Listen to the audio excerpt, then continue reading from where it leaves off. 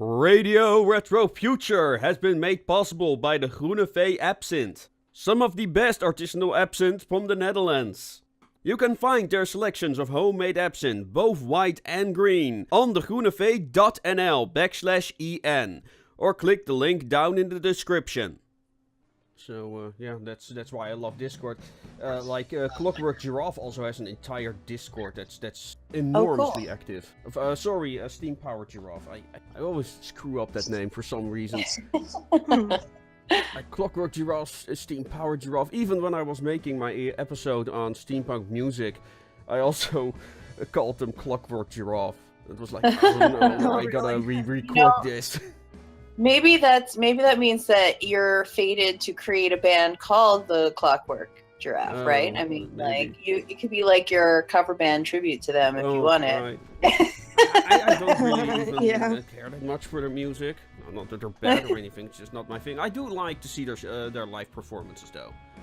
Yeah, I hear they're great. Yeah, it's more like cabaret with comedy bits in between. Nice. So, you love me a cabaret. Yeah, I tried to get them. I like them. I tried to get them for the Fallout show, but unfortunately they never responded. Yeah, I tried to get an interview one time for them on my blog, and their agent said that they were too busy at the time. Mm-hmm. Well, we can speculate a little bit more about it on the show, because we are live, ladies and gentlemen, with a new episode of the Anachronistic Society, and today I have with me 3 lovely ladies, Phoebe, a Darkling, who's already been on the show before, and 2 new people, like Bess Godin of the Steampunk Parliament, and Stephanie, I forgot your last name, Kato, Stephanie Kato. Okay, well, Phoebe, you've been on the show before, so I'll let Stephanie and Bess introduce themselves. Stephanie, why don't you go first? Okay, I'm Stephanie Kato, and I'm a author of steampunk fiction. My book series is The Post-Apocalyptic Society, and I'm also a sci-fi blogger at www.stephaniekatoauthor.com. Okay, of course the links will all be down in the description. Bess, tell a little bit about yourself, and while you have the word, why don't you start to tell us a little bit about this discussion you requested, politics and fiction. Yeah, and I absolutely love the graphic you put together, by the way. Excellent choices. Yeah, the cover's awesome. There, yeah, for sure. I'm Bess Godin, or Steampunk Bessie, whichever you like to refer to me. Actually, I told my boyfriend earlier today he could call me Queen Bessie because I referred to my apartment as Bessietopia. So any of those names would be appropriate. I am an artist. I make crochet handmade lace and jewelry, and I also do digital art cartoons, and I'm also a blogger. So all of that can be found at steampunkparliament.com. You can find me on facebook.com/steampunkparliament, and all my other links are to be found in those areas as well. So, I'm a little bit newer to the world of steampunk. I only just started my business about two years ago. I actually started as an artist and then came to steampunk later on. But I've always been a huge fan of science fiction, always been a huge reader and TV movie watcher. So I'm very excited about this discussion. And, I thought I was actually listening. I was driving back from my boyfriend's today, and he lives about an hour away from me, so I had a good long piece to drive. And I was listening to the discussion that you had earlier with Phoebe and Eric Fisk about sort of like the movement of steampunk rather than just the genre. Mm-hmm. And although I think, I would love to talk about both of those things, I think it's interesting to look at steampunk as a socio-political movement. And if you go to my blog after we're done talking, because I want to hear from all these beautiful people, you can see an article that I wrote that I felt that steampunk was sort of the natural successor to other countercultural socio-political movements in this past century, such as the hippies and the punks, and even before that, the flappers. So I like to sort of have that spin to this conversation as well, and I'd love to hear what you guys have to say about it. I've spoken a little bit with Phoebe when she came to stay with me about this, and she had some great things to say too. So I'd love to jump on into that. All right. So you want to make a kind of an opening statement, Bess, on the subject? What are sure. the question you're proposing? Sure. I was actually giving a lot of thought to it this morning, and I think it would be really great to sort of summarize for and I'm not saying that we should, I know there's been some talk of people trying to like say what is or isn't steampunk, and I'm trying absolutely not to do that right now. But I think it's hard for people who don't understand steampunk, who don't really like do the conventions or take part in the movement in any way, to really understand what the point of us is, because we're such an eclectic group. And I think there are certain things, however, that we all do agree on, that we can start to sort of bring to the forefront as part of our identity. And I think one of those things is reimagining history in the sense that the versions of history that we learn are very much determined by the people in power at the time that we went to school in our certain regions, right? So generally speaking, European and American education is very European based. I know a lot more about European history than I know about any other continent. And it shapes the way that we view the world and the way that we interact with each other today. Because, like, for example, opera is considered way more, it's given way more money, it's given way more credence than something that has, in America, Black history, like jazz, which is just wrong, because jazz and opera are both technically very difficult and interesting realms of music. So I think steampunk has a lot to say about trying to tell the stories of the people that aren't heard from very often, and trying to see the past as less of sort of an idealized picture that we were maybe presented as children, and more of what it really was, which was a mishmash of many things. And there were all kinds of people. Just because there is a movement of, say, like, disabled people today, and we understand what disabled people are as a community, back then there were actually probably more disabled people, because there were less medical developments to help them interact with right. the world. No, it's so weird. You know what I'm saying? So I think it's important to try to bring those aspects of history to the forefront. And I certainly think that there are many steampunk authors that are doing that now, many steampunk artists as well, that are doing that. I think that as an artist, I'd like to, and I don't want to like hop around topics. So like, please somebody jump in to stop me, because I could just like motorboat forever. Like somebody jump in. Oh, and by the way, P.S. Is it okay to curse on this? Tell me now, because I will. Well, don't overdo it, but I kind of enjoy my shit posting as well, so. Well, you have to understand, like, I live in New Jersey, so if you've ever seen The Sopranos or, like, Jersey Shore, it's exactly what Jersey is. It's, like, literally, like, just strip malls and pizza parlors and people who curse like 24/7 is just part of our language. So if one slips out, I apologize. But yeah, so yeah, please, somebody jump in. All right, so to come back to what you were talking about, things that steampunk seem to have in common, just reminded me of really early on in my steampunk journey. I went to Weekend at the Asylum in Lincoln, and they had a statement on their website that I believe was a result of a survey that they had done. I don't know how formal the survey was. I don't know how many respondents there were, but they were sort of trying to paint a picture. And so at least the people who identified as steampunk who went to that event tended to be liberal.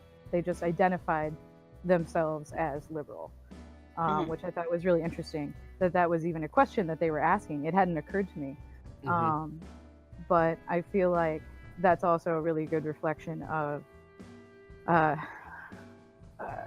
punk has to be part of steampunk, or it's not it. Sort of the difference between neo-Victorian, which I believe is more of the idealizing, looking at the prettiest stuff. Steampunk does a wonderful job of problematizing the past.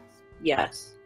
And by tweaking it and by asking all of these what ifs, you end up looking much more closely at every choice, at every step along the way that got you to that position. So I think alternate history is a wonderful, wonderful, and almost impossible not to have politics enter into your alternate history in a way, just because politics are part of the present. And so if you're looking at the past, then of course you have to be considering them. Yeah. I mean, and ultimately everybody comes into history, they're discussing history, or even representing history with a certain perspective. You can't really avoid that. So, it says a lot about, I guess, more about you than than about the time period, right? When you tell a story about history, right? Yeah. No, that's very true. It's kind of the thing where the postmodernists are right, that you always, there is, it's impossible to be completely objective when you're writing history. That's one of the big contradictions between the mainstream history writers, the historists, so to speak, that follow the tradition of Ranke, who is, well, basically the founding father of modern history writing. Even in his own time, he was a man who said that, if I could write the history of every individual, I would. But it just ain't possible. And even in history, which now there are a lot of anthropological studies into what was life like for the common person. One of the most important works in that field must have been Montague.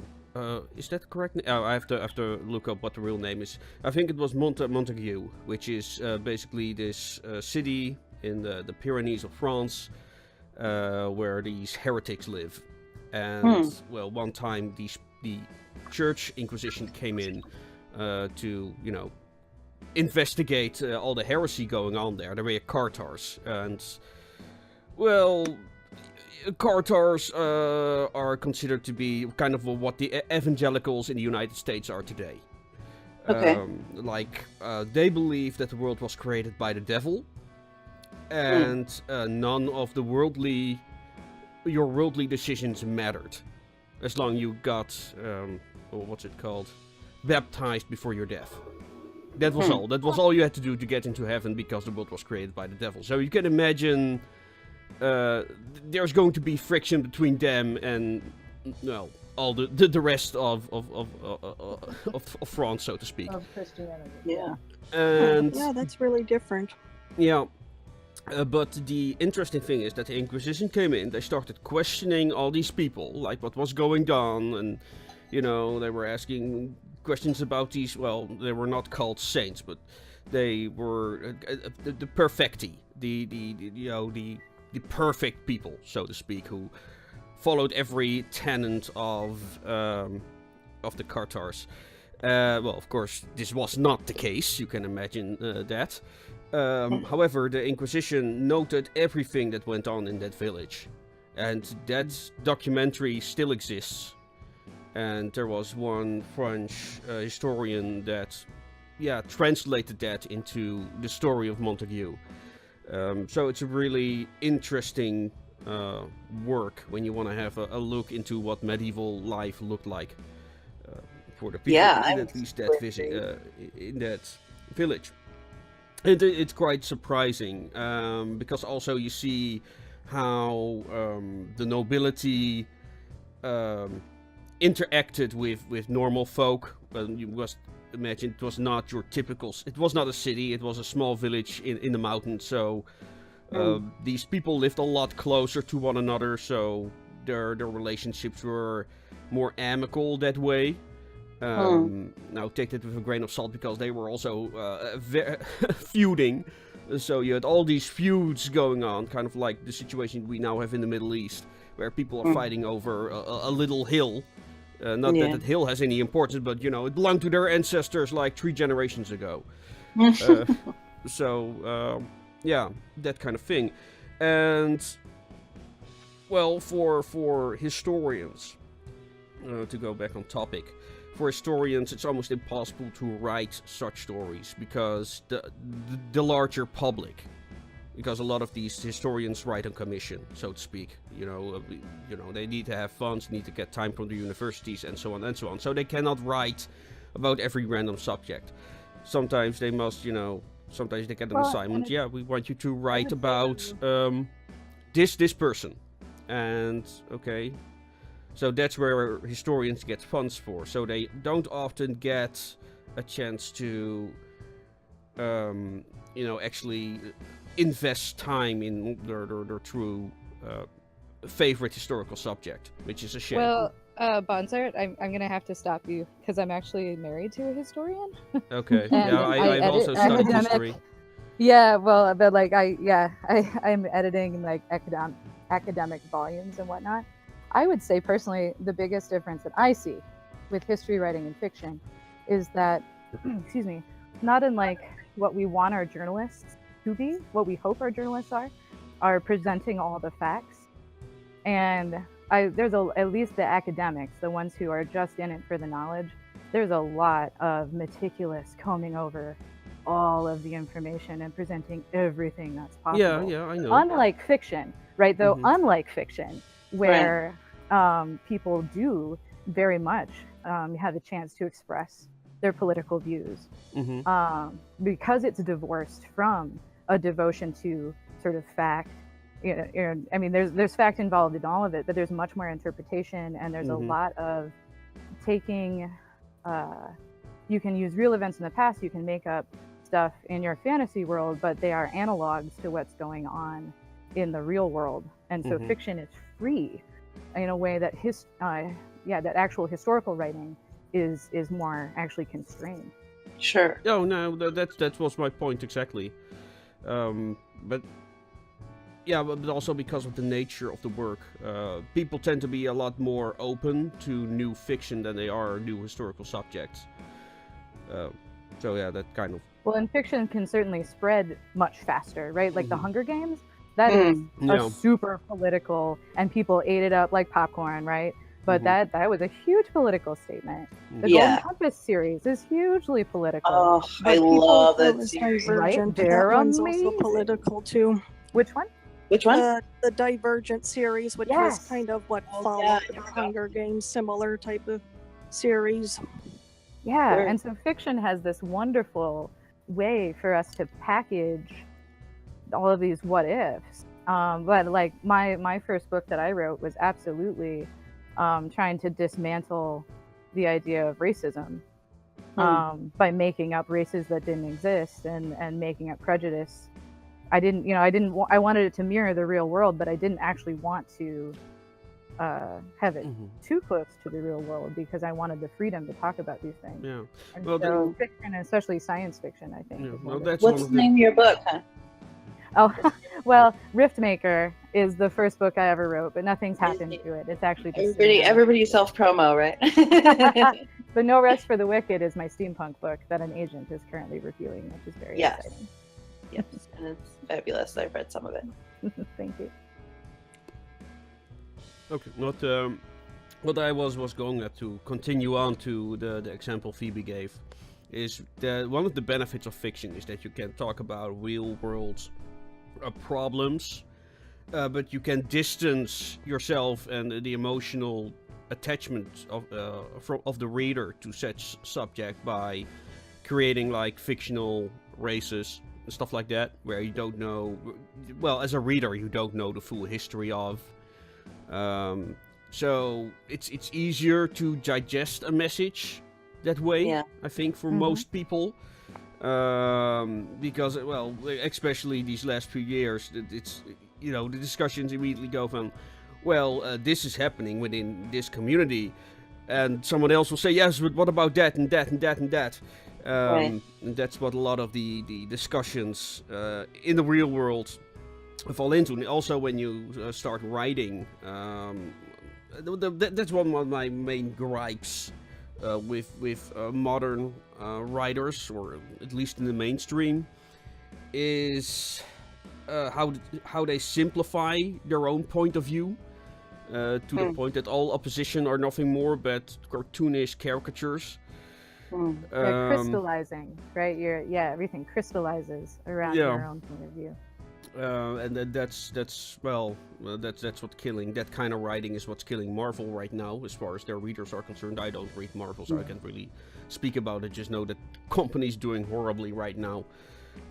Well, you know, what's interesting about comics, sort of as a genre, is that where they come from is a very, you know, especially superheroes, is very related to the World Wars. Yeah. And the reason that they're so black and white, the reason that every superhero comes in and saves the day and fights bad guys, is because they're, you know, it was specifically written to motivate soldiers in those periods of time.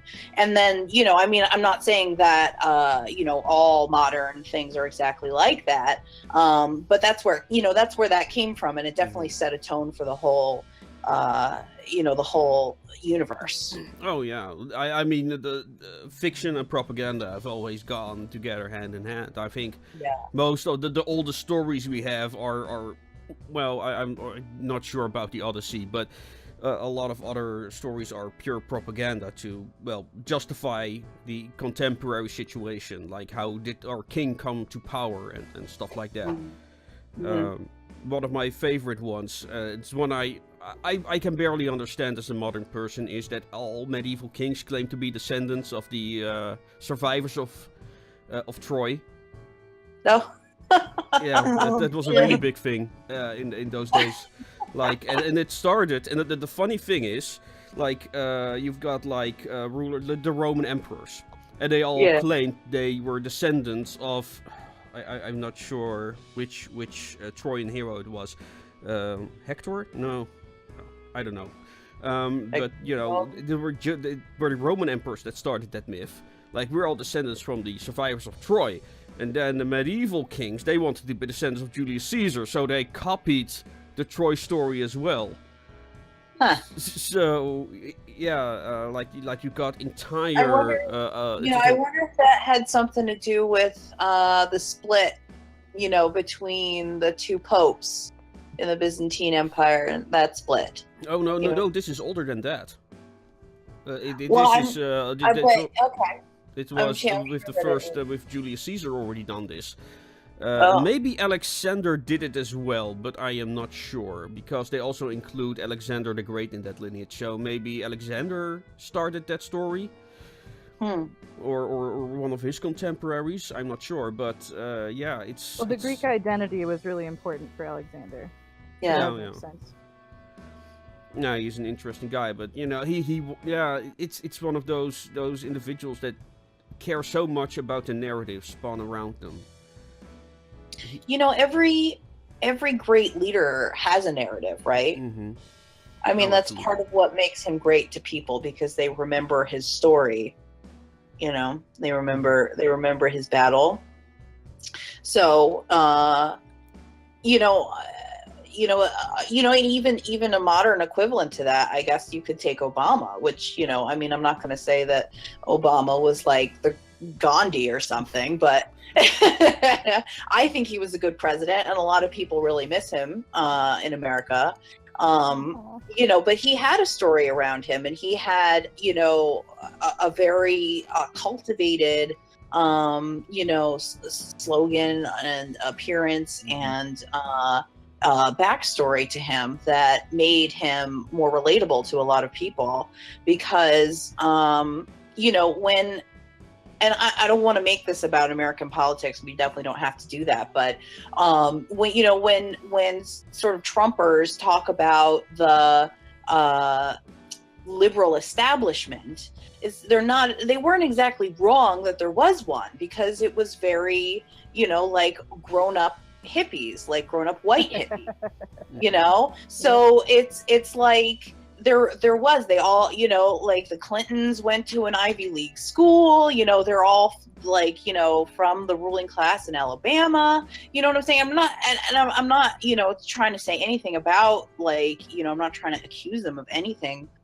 but I'm just saying that it's, it's only one perspective. And I do believe that a lot of the people that have been ruling our country have come from this sort of, like upper class, elitist sort of perspective. They haven't seen the other side of the tracks. They haven't seen, what it's really like to live a life that's underprivileged,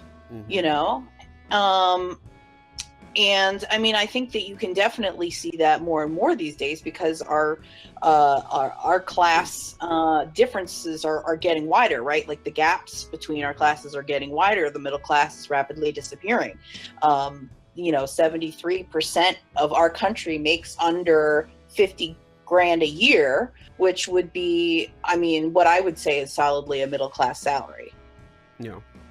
So, that's just saying that, I think I sort of lost the train of where that came from. Sorry. Yeah, well, we're talking about now. Are you trying to find a way to build up your steampunk lifestyle? Or are you just looking for an original gift? Check out Steam Chest and get a subscription box mailed to your door every month. It's a surprise box that contains up to 6 items, ranging from music, ebooks, to t-shirts with original art. For more information, check out their subscription plans on chestofsteam.com. And Yes. Oh man, the whole, everything gets so politicized. You cannot see, like you've got the Anita Sarkeesians. Well, first you had the conservatives, then you had the Anita Sarkeesians. And Crowd and T, he is an old YouTuber. Unfortunately, he's gone because, well, long story. We're not going to talk about that. But he made a wonderful video on socialist realism. And this is kind of what I wanted to talk about. It bothers me a lot, and I already mentioned Marvel. But let's talk about the art from the communist era in Eastern Europe, where you've got these images of Stalin, and you probably know immediately the kind of style I'm talking about. Because no matter what painting you look at from that period, they're all the same. They're all either happy laborers or happy farmers or Stalin in the midst of the common people, all in the same style, all the same kind of lighting. Everything is the same. And that was the kind of art that was promoted among the elite. That was the kind of art they wanted to see, and no one differed from that. But very few artists that became these really abstract, cubic, well, artists that started to criticize the regime. So that's, I think we're getting back to that a little bit these days. And I don't want to, polarize people, but when people's hair is gonna stand on end when I'm gonna talk about Ghostbusters 3, people's hair is gonna stand on end when I'm gonna name The Last Jedi. And stuff like that, And I haven't a seen lot it of yet, the so no Last Jedi spoilers. Yeah. But and yeah, I can see where a lot of these people are coming from, because it happens so often. I mean, Sony tried to use political statements to promote its movie, Ghostbusters 3. They went really far in maintaining that narrative. I don't know what you're referring to. Can you get a little summary there? Oh, well, the first trailer for Ghostbusters 3 was very poorly received. Like a lot of downvotes. People didn't like it, they didn't like the art style, there were a lot of criticisms. And what Sony did was saying that it were all sexist. It was all Okay. misogyny. It was all neo-Nazi meninists, mansplaining, and to maintain that So when narrative. you say Ghostbusters 3, you're talking about the female Ghostbusters. Yes, Is that technically yeah, Ghostbusters Ghostbusters 3. Is it called Okay, Ghostbusters 3? I would have said that was the fourth Ghostbusters movie. Is it? I thought it was a reboot, so I don't know. Yeah, it was kind of a reboot and kind of not. It was. Yeah, Oh, it well, anyway. No. It's a reboot. Ask the director. Yeah, That's how okay. he put it. And you know, one of the people who was the loudest voice saying that it was sexist people was the male director of Yeah, that film. yeah, that's also. When you say that Sony used this as a political thing, what exactly do you mean when Sony does it? Well, Who was doing well, it? one of the things was that Sony also deleted comments that actually criticized the content of the film, and only left the truly misogynist ones, for example. And they That's also used that line as well. I don't know her name anymore. Okay. The one, So they were the one at the selective head about of the which project that comments didn't want. Oh man, there were so many things going on behind the scenes of that movie. Even before it was created, Yeah. I can't keep up. But yeah, we see companies use such excuses more and more. We've got the Gamergate version in Magic the Gathering right now. That's reaching ridiculous proportions. What's going on there? Oh man. Well, it's a very long story, but it started when a professional Magic player got banned for harassment or something. We don't really Okay. know because there is no evidence to support any of those claims. Okay. So people criticize that for why are you banning this player? And it might have something to do with the decisions within Wizards of the Coast. That he didn't agree with that, so they banned him. Word. Then there was this YouTuber. His channel, I think it was flagged this week to damnation, but it was called The Quartering. And he got accused by a cosplayer of all people for 2 years of continuous harassment. Also without providing any evidence. And as a result, well, like I said, it's a long, complicated story. Now this guy is at the point of losing his channel. He gets daily death threats from the players. Wow. Yeah. I think it just goes to show how and things Wizards just of the keep Coast, spiraling out of control. yeah, and it's yeah. I'll give you the link to the videos because it's so ridiculous. But yeah, again, it's to get back on the topic of fiction. Now we're now talking about fiction in grander line, where we see people using products almost as political ways of advancing their political ambitions. It's quite insane if you think about it like that. Well, I don't think that, like businesses and governments are that different in the arena of power play, if you know what I mean. Agreed. I agree Because- with that. Yeah, because I don't know, and I'm so sorry to even, but have any of you ever read Ayn Rand? I'm just trying to push through Atlas Shrugged. I'm like, I hard. tried. I'm sorry I couldn't get through it. it's rough. It's really Yeah, I hard. didn't To see that one. very cold.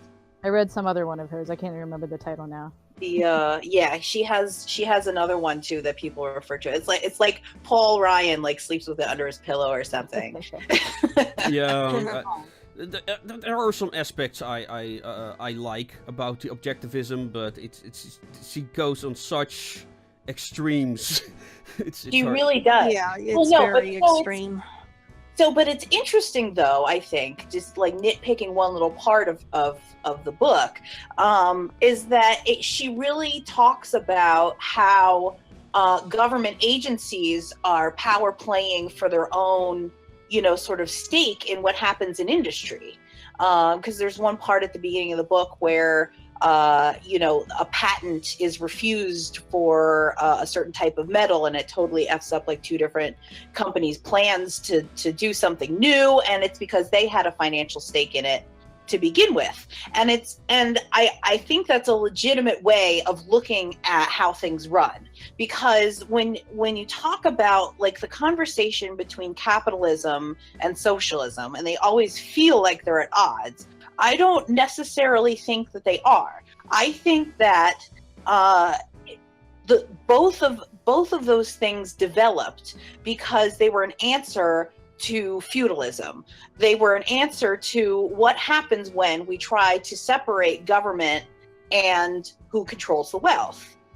And basically, they're two different answers that I think need to come to some kind of a resolution together. I don't think that in purity, either one can really stand alone or work.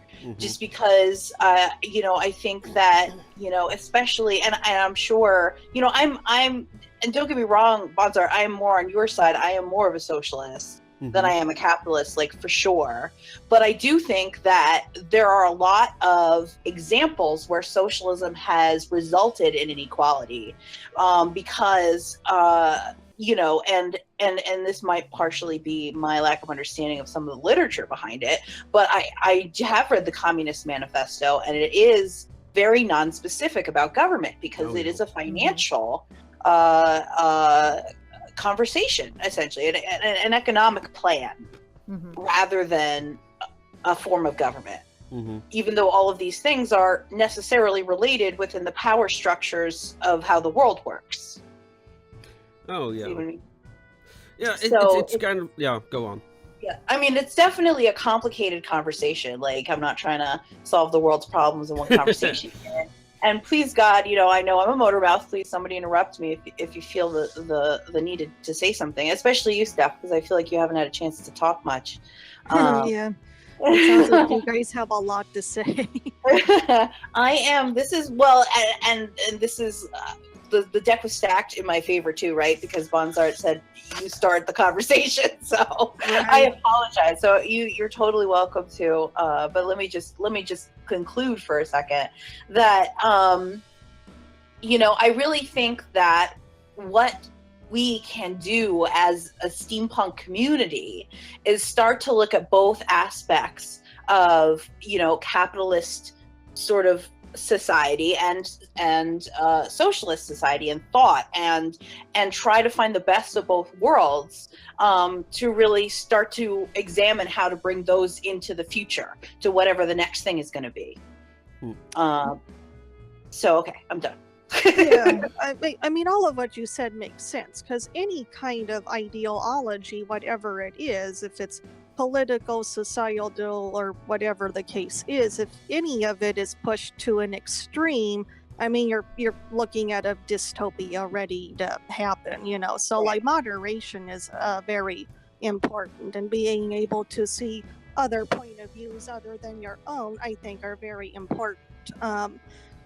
One of the things we definitely get in fiction with politics in it, and by the way, politics are in practically everything now. Movies, books, television shows, video games, comic books. Usually there's one side of the politics or the belief system that's very romanticized, and that's why you ultimately get an ultimate good versus an ultimate evil. One side is very romanticized to make you want to root for it, I think, Yeah. So Kind I've of been the Mary noticing Sue principle. I've been noticing as people have been talking, we're saying that everything's political these days, and also, in Bonzer, you were saying with the gender politics got brought into the discussion with Ghostbusters. So has the writing gotten more political, or have people, just the general public, become much more likely to call political on things that already existed? I think have we just become more polarized, and things have started to be sorted more along this very polarized political way, rather than it actually being more present? I think people are kind of jumping on the bandwagon of if you don't see things my way, you must be wrong. Yeah. You know, type of thing. People are being, I think, a little more close-minded to other people's views now. I mean, there's a lot of that kind of thing going on sometimes, I think. Yeah, I think people have become more reactionary. And they're more too, likely to cry like scandal on things just because they don't like them. I think that's a big shift in just how people interact with each other, as much as the actual frequency of political content in our fiction. Well, there are a number of things at play. Tim Pool made a video on this. He's an independent journalist, but also has worked for larger corporations as well. And he noted that, for example, in the news media, I think, what was it? Something like 90% of the journalists are identify as liberal because they're hired for their political conviction by companies, because this is what marketers tell these news organizations to do. You know, the majority of your audience is liberal, so you must hire other liberals. So that's something that is at play. They do also tend to have better educations. And that is also true, yes. It appears, because I can't explain it in any other way, is that certain companies like Wizards of the Coast and Marvel have taken up this advice as well. And in case of Marvel, we know for sure that they are hiring comic book artists not for their merit, but actually for their political conviction. So yeah, that's why fans are very upset with the company. For some reason, this does not... Is it fair to say that they're being hired only for their political convictions, or are they also artists who are good at their jobs and then happen to have political convictions? Because there's a lot of really talented artists. Yeah, of course. But there was one in particular that was not experienced, but was very outspoken about her political beliefs. So, yeah. Are you talking about Roxane Gay? I don't recall the name. Okay. She and I believe Ta-Nehisi Coates, is the way to say his name, are two political activists in civil rights, Black civil rights movement. And Roxane Gay is also a big feminist. She wrote a book called Bad Feminist, which is a very delightful read if anyone's interested. But they were recruited, and I don't know if this is what you're referring to. They were recruited to a sort of wing of characters in the Marvel universe to write for that line. I don't know a lot about it myself, but I do hear that it's going well and things are interesting there. I need to go and read some more comics for sure, but. So I don't know if that's what you're referring to or not, but I don't know if I think this was a standalone artist. There was no reference to a partner, so. Okay. Well, they weren't partners. They just both happened to work on the same project. But okay, maybe that's. But I like I said, I am not a comic book reader, so I haven't really followed up all the Marvel things happening at Marvel. I'm personally not a huge Marvel DC person. My boyfriend's more that area, but sort of zooming out a little bit, I think that it's not weird that and this is actually related to one of the things I was hoping to talk about. Okay.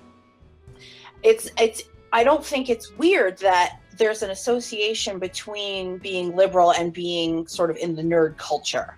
Because I think what is happening now, and again, I think this is where steampunk could have a lot to say on the subject, is that I really believe that we're in the mid-throes of a shift from an agrarian-based economy society to a industrialized society, right? Because the technological revolution is really just an extension of the Industrial Revolution, and it's such a huge shift that it not only touches on where economy, where money is made, right? Because back in the day, if you had a farm and you had enough people on that farm to work the crap out of it and get, as many eggs as you can that day and then make a F ton on eggs, like that was a way to make money, right? But today,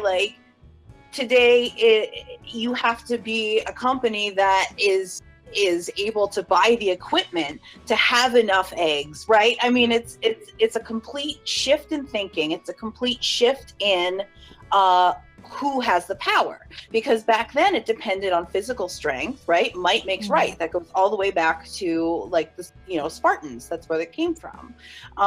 Whereas today, it's really the people with the ideas, and the means to make it happen. Because I'm not going to say that the people in power aren't in power because they were born into it, because I absolutely believe that. That's my personal belief. But I do believe that the people who are the most successful at it are the people that are either able to have the ideas themselves or able to steal them from other people. So it's a shift from might making right to intelligence making right, and that is huge, and it's fundamental, and it really is touching all parts of our society without us really being able to see it. And it has a lot to do also with the question of gender politics too, because back in the day when you had a farm and that was your primary source of income, you would depend on having enough children to work that farm. For children equal free labor. And if you are in and you needed to have women, because women did things on the farm that men didn't do, right? They did food processing, they cooked, they cleaned, they made the clothing. I mean, these are all necessary tasks that today we have viewed as sort of unnecessary because of industrialization, because we have been able to say to ourselves that well, my clothes come from a factory now, I don't need a woman to do that, and it's shifted the way that we look at things. Even though I will say for a second that most factories are still staffed by people. Your clothes are still made by people, even though we think that they're made by machines. They're made by people who sit at machines that make your clothing. So just pointing that out also. It also affects like why there was a wave of feminism at all in the 70s, right? Because there, it got to the point where there were so many appliances in the house that women really didn't need to spend as much time doing the domestic chores, and they could do something outside of the home now. It was physically possible for them to do something outside of the home. So it makes sense that the 70s happened for women. It makes sense that right now something is happening for women too, because there really is a new level of women working in the workplace, right? There are sort of new statistics, right? I don't know if that's the right word I'm looking for here, but there are more interactions that when I'm sorry, this isn't working out here. The relationship between men and women are changing in the workplace. Right, because we are not doing different jobs anymore, and we have to start regarding ourselves within an equal platform, right? Like we're both working in the same office, even if we're not being paid the same and our jobs really aren't the same. We're working out a new way of relating to each other. So I think it makes sense that a lot of these, sexual harassment things are becoming vocal right now, because we're able to see things that weren't exactly obvious when we were both doing different jobs in different houses or different buildings, rather. So I definitely think that, every surge of political movement happens for certain reasons. It's obviously always going to be a combination of reasons, but I do believe, why because Phoebe, I think this conversation started because you asked the question, why are we getting more political now? I think it's because we are in a recession now, or I'm going to call it a depression. I feel it is a depression. We have the cause to be more angry and more polarized.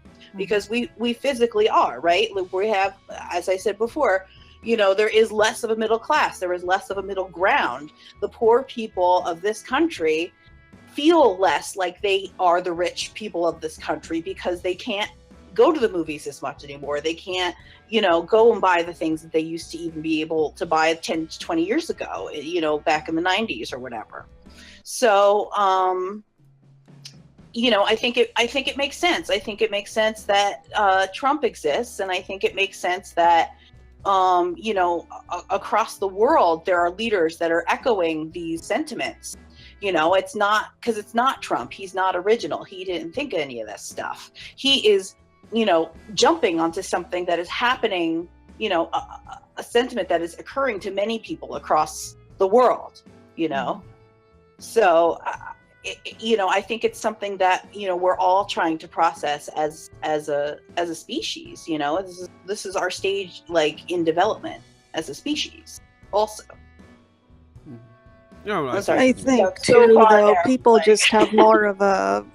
I mean, today, too, keep in mind we have more ability than we used to be very vocal about our political beliefs. I mean, now there's email and there's all kinds of social media and there's YouTube, and this is stuff that we have now that we didn't several years ago. I mean, there's bloggers and all of that. So, I mean, I don't even know if I think we're more politically angry than we used to be. I think what people get angry about changes over time depending on what kind of conflicts come up, but now people just have this ability to be really vocal about it in a way that they didn't used to be. Yeah, that's a really good point. And there was actually some talk during the election about bubbles, right? About the conservatives having like their own little bubble on social media of only, their echo chamber and stuff, and ours only having our echo chamber. But think about back in the day when you had an echo chamber that was a town and you didn't really get news or anything outside of that town's, hive mind, right? So you're absolutely right in saying that maybe we're just seeing these things where they existed before, but we didn't know. Looking to accessorize? Check out steamywonders.de for steampunk-inspired jewelry, gadgets, and other handmade items.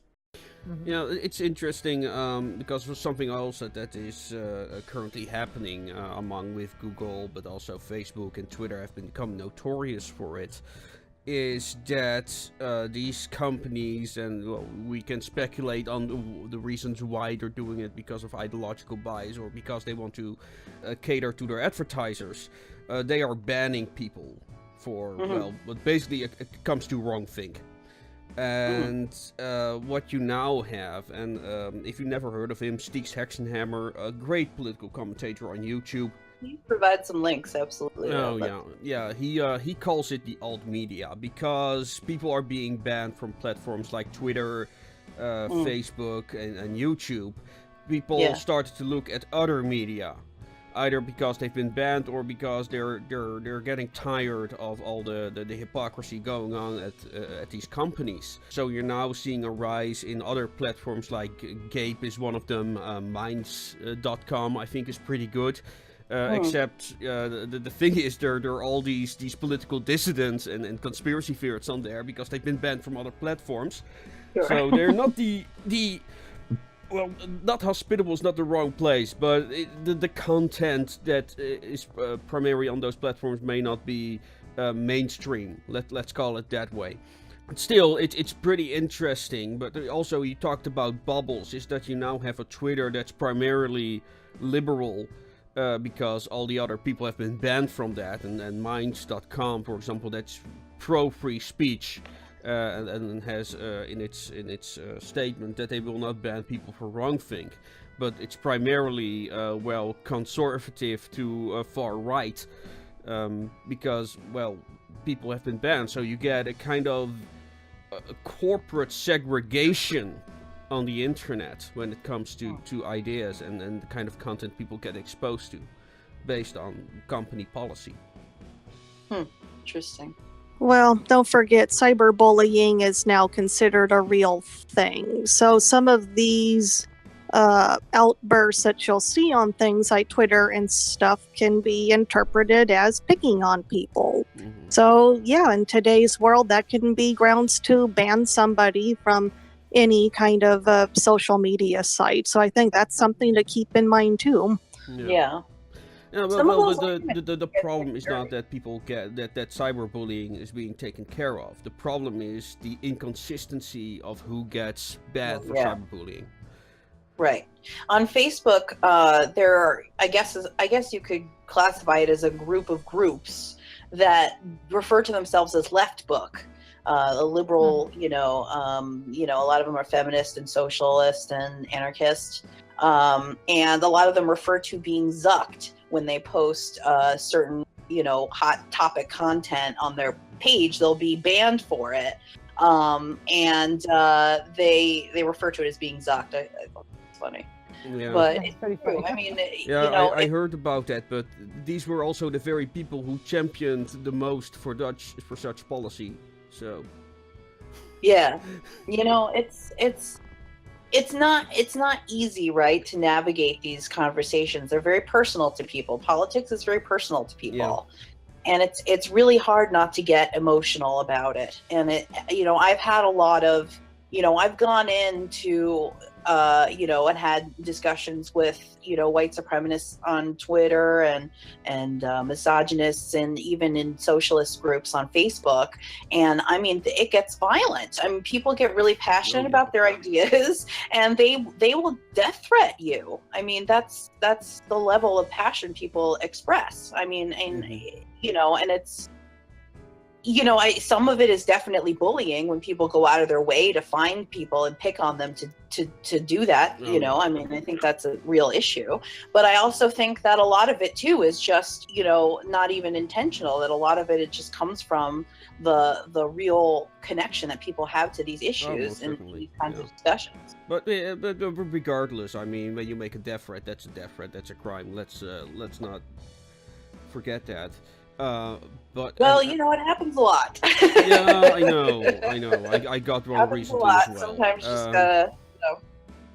But speaking on bubbles and that kind of stuff, it's kind of where why I am so terrified of steampunk itself becoming political.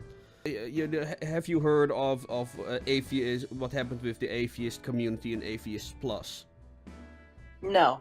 Okay. Not familiar. Yeah, I'm well, a little bit basically familiar with you had like the atheist community, and all of a sudden there were these very feminist, very progressive, quote unquote, people that called itself Atheism Plus. That atheism should be about more than atheism. That it should be about all these political things as well, and. There are a lot of atheists who were like, no, I'm in the atheist movement for atheism and promoting secularism. I'm not interested in the other topics. And it spiraled out of control, and the atheist community still hasn't recovered from that. I'm talking about people making false rape accusations, death threats, bans, all that stuff. The atheist community still hasn't recovered. Then I saw people like, yeah, maybe we should start unironically start Steampunk Plus, I was like, yeah, how about let's not?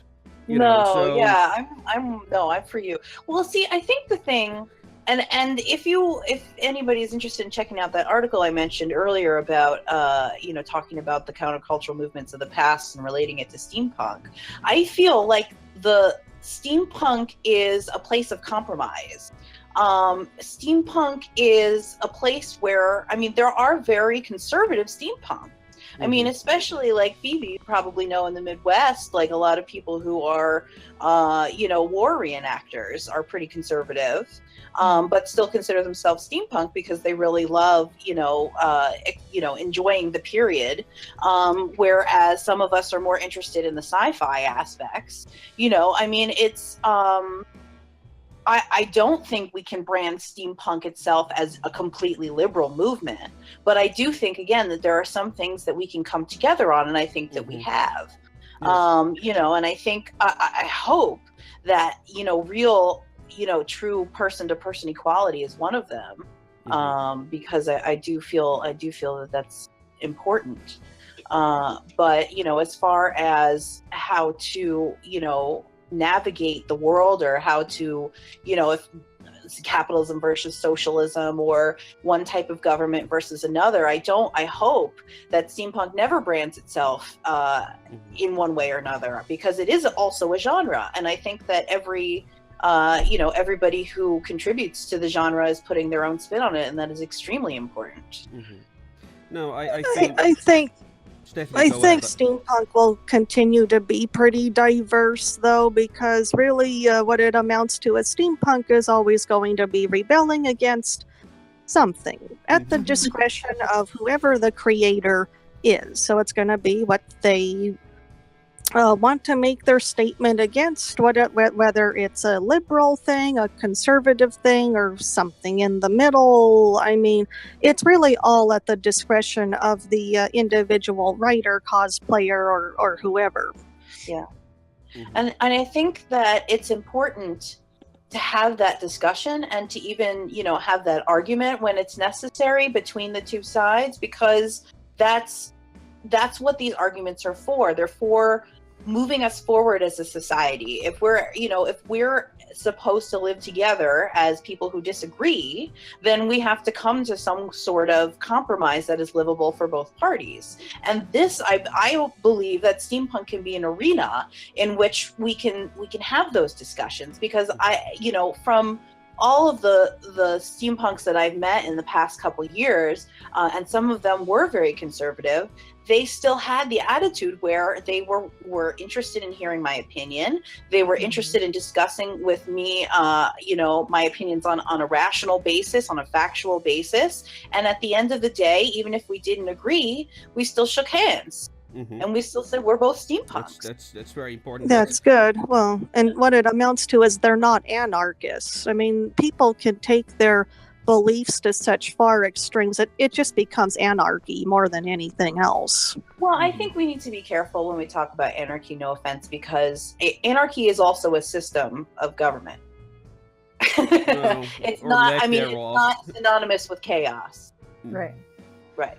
Yeah. Now, the one other thing, when you mentioned labeling steampunk as one political stream or the other, one of the things you risk by doing that, and that's also what happened with Atheism Plus, is like when you say, well, steampunk is liberal. What does a liberal stand for? Right. Because I know that my version of what liberalism is very different than that of the average American. To name an example. I wonder if I wouldn't call the American Democrats liberal, but neither would I call my liberal government liberal, for that matter. So that's one thing you're already risking by doing that. What I think we should rather be talking about, what are our core principles? I think that would be far more productive.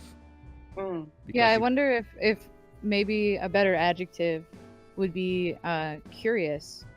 I think your average steampunk fan, I think it's fair to say that they are probably more curious than the average bear. Yeah, that's probably true. Yeah. And right, and so that can be a unifying, and so that goes hand in hand with the being open and listening to each other's points of view. That curiosity, I think, really helps us accept each other, because I think that's a very beautiful statement. Right. Yeah. And also our interest in, as an extension of that, our interest in knowledge and facts also, right? I mean, because that's an extension of the nerd culture, and is different than might makes right. I mean, I really do believe that's a huge political shift. Yeah, well, that's one thing I noticed with, for example, with cosplay and various other forms of geekdom, is that they are very limited to their one passion, so to speak, whereas steampunk seem to grab inspiration from various places and then throw it in a hodgepodge and make that their own. Yeah. I mean, that's definitely one reason that I love steampunk so much, is that it was a lens through which I could look at history, and I could look at fashion, and I could look at music, and and it was this sort of unifying way to explore a whole variety of things that I was curious about. Yeah, for sure. You know, I think going back to what you were saying, Bonsard, about talking about the things that we do stand for together too. I think one of them may be, you know, our acknowledgement of the human in technology, in even in industrial life, sort of, because steampunks, you know, and I'm thinking a lot about steampunk artists too. I see a lot of steampunk artists on Etsy that basically, you know, go through old clocks and they go through old machines and they take it apart and they create something completely new. And sometimes it's an actual invention, and sometimes it's just a piece of artwork.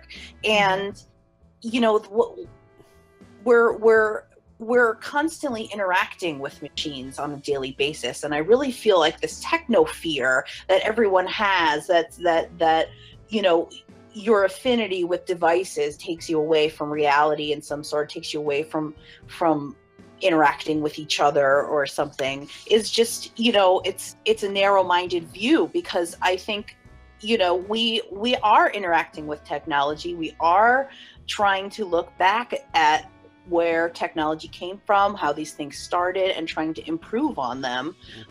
You know, and I definitely think steampunk is a platform for that, and I'm hoping that, you know, we can help people see that it's something, you know, technology is the next step for us. It is, you know, it is something that is artistic. It is something that is made by human hand. Even a computer program can be both of those things. I mean, how, like, you know, I can't even think of the best example exactly, but I used to, back when the iPad first came out, I was so interested in what they called these storybook apps, which were basically like picture books, but in an app form. And some of them really played with the idea of bringing a book to life, and really created some beautiful artwork that, I mean, you could compare to like the illumination artwork of medieval monks back in the day, you know? So it's, you know, technology is a tool, and what we do with the tool is art. What we do with the tool shows our humanity. You know, I don't think we should view technology as something that's dehumanized, and I think steampunk can help us remember that. Here I have a remark from somebody who is chatting in the stream. By a funny wizard. I remember reading a few articles posts about people wanting steampunk to reflect modern day criticism of the Victorian era, 1800s imperialism, etc. Have any thoughts on that? Oh, I mean, it certainly does. I think a lot of steampunk. I mean, that's why I was talking about problematizing the Victorian era. Yeah, yeah, I think it's one of the most wonderful common ways to see steampunk. Yeah, no, I guess I agree with that as well. It's I'm not particularly interested in the Victorian era at this point, so I am not really thinking about it all that much. But well, I think one reason the Victorian era is so good as a political metaphor is that a lot of things occurred for the first time back then, like women got the right to vote, for instance. And then actually that was Edwardian. That was Edwardian, honey.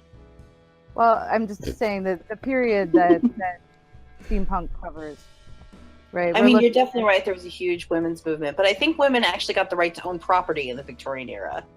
And then, all right, it's a for instance. I'm just saying that there are these political things that took place during the steam era, and now we're in a position to be looking back and saying, how far have we come since then?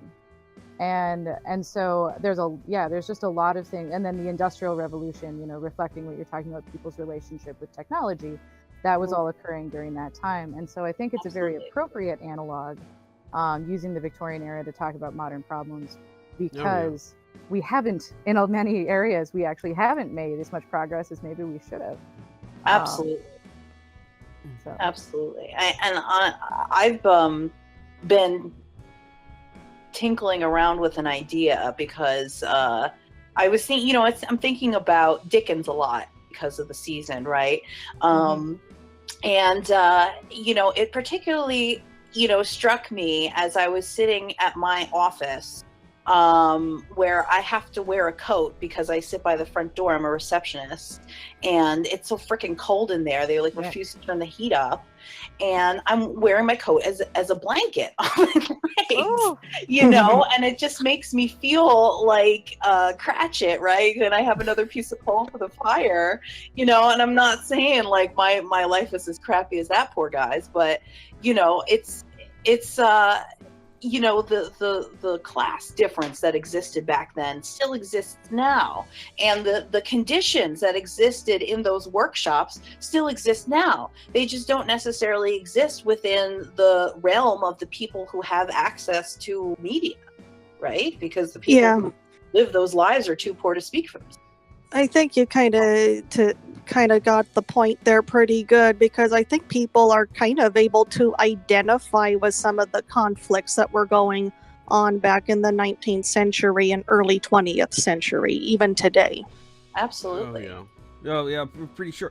I don't recall which book it was, but when you were born in, let's say, 1790, and you went through the first 50 years of the 19th century, you would have like a cultural whiplash. I mean, the villages turned into industry towns. The countryside gets underpopulated because all the young people move to the cities to find work. Steam engines, railroads, it must have been a lot to take in. Right, and how similar is that to today, when kids are flocking to the city to find jobs, and people from the 50s and 40s are getting whiplash because they don't understand computers. I once had to describe to my grandfather what a website was. He thought I was like when I was watching YouTube videos, he was like, "What channel is that?" Like he could get it on the TV. Like he just couldn't understand the concept, I mean, I do think it's very similar in that respect also. Oh yeah. My mother could never handle computers either. No. But she had motorical difficulty from her time in the camp. So yeah.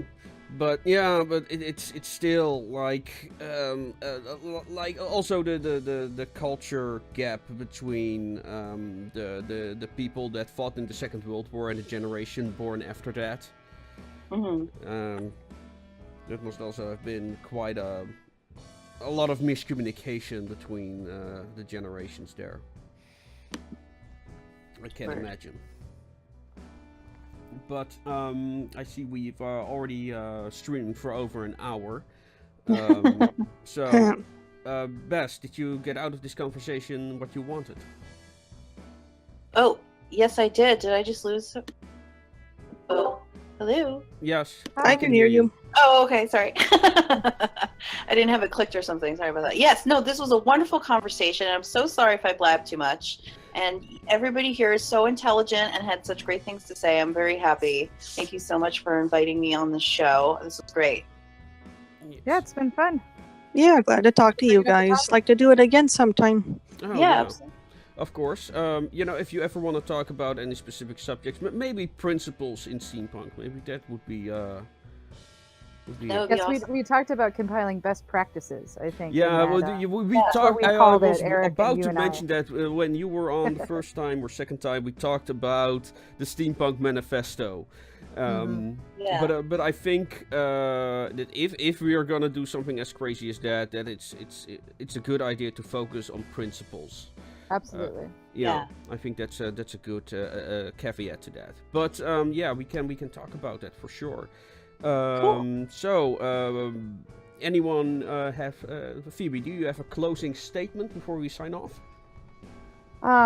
Well, I didn't actually say who I was at the beginning, so let me just throw it out there now. I am the roving reporter for the Steampunk Journal. I'm actually moving to Germany in just a week. Oh, really? Yes. Where? So we are Freiburg, Germany. Okay. For the foreseeable future. My husband has a job there as a Roman historian researcher. And so, I'm going to be roving even more very soon. But so my closing statement as always is You always have a choice, so choose to be splendid. Okay. Bessie, do you have a closing statement? I think I've probably said enough, other than you can find my other thoughts and artistic doings on steampunkparliament.com or facebook.com/steampunkparliament. And thanks very much. Okay. And her stuff is awesome. I love you, and your stuff is awesome. You're a brilliant writer. Thank you. Okay. And Stephanie, got anything to add on? Okay, well, definitely had fun today, and I'm looking forward to more steampunk conversations with you guys. Let's see. You can buy my book series, The Post-Apocalyptic Society, on Amazon.com or Kindle. And you can see whatever I'm blogging about on www.stephaniecaudleauthor.com. And I've got a lot of things that I'm going to be talking about this year, so it should be fun. All right. Well, and as always, ladies and gentlemen, make it your way. Remember, our new Fallout radio station for Fallout is up. I'm going to post the new episode this Monday, so that's tomorrow from now. And as always, if you want to have certain discussions on the channel, be welcome. Just PM me on Facebook. Links will be down below, as well as the other links of these lovely ladies. And with that, ladies and gentlemen, I'm just gonna bid you adieu. 5, 6, 7, 8, hit it!